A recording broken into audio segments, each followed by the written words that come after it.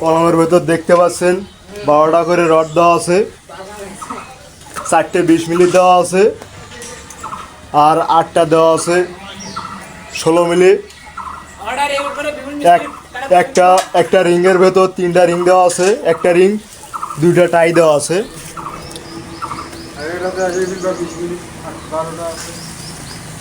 এই কলমে এটা হচ্ছে আমাদের সিঁড়ি, এখানে সিঁড়ি হবে, মাঝখানে লিফট হবে। বা এখানে দেখতে পাচ্ছেন এই সিঁড়ি, অনেকে সিঁড়ি মাঝখানে কলম দেয় না, আমরা এখানে 2টা কলম দিছি।